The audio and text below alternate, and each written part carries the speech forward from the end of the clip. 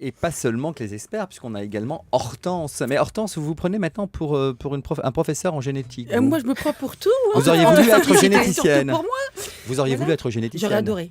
Alors moi, si j'avais bien travaillé à l'école, ce que je disais, j'aurais adoré faire des recherches sur la génétique, l'hérédité, ça m'aurait éclaté. Vous pouvez rigoler, mais c'est vrai. Et nous, je ne sais pas. Oui, mais à mon petit niveau, j'en fais quand même avec mes enfants.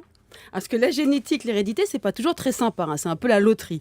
Comme disait d'ailleurs la belle danseuse Isadora Duncan au grand dramaturge Bernard Shaw, faisons un enfant avec ma beauté et votre intelligence, il sera merveilleux. Et lui a répondu, oui, et si c'était l'inverse. Il a parlé comme ça, il a dit ça comme ça. Exactement.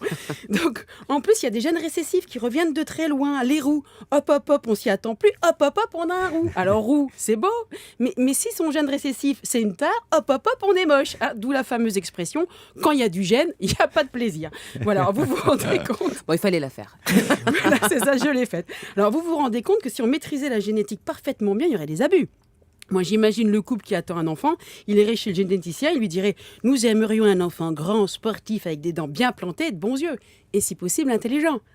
Je suis sûre qu'on finirait tous par se ressembler. D'ailleurs, quand on voit que physiquement parlant, il y a des gens qui essaient de contourner l'hérédité, total, ils ont toutes la même tête. Grosse bouche, petit nez et si possible, gros nichon. Alors, à qui pensez-vous? Ça, c'est dans le 8e appareil.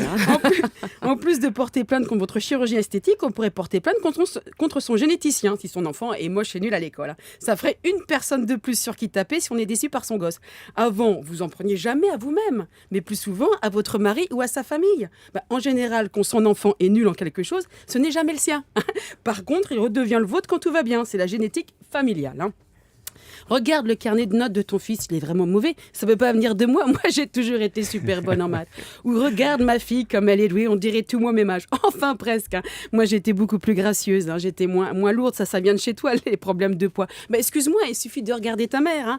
D'où l'insulte suprême, génétiquement parlant. On dirait ta mère. Et le pire, c'est que vous soyez un homme ou une femme, vous êtes rarement content de ressembler à votre mère. À part Pauline, ma fille, qui adorerait me ressembler, mais ça c'est une autre histoire. La pauvre Pauline. Vous avez beaucoup...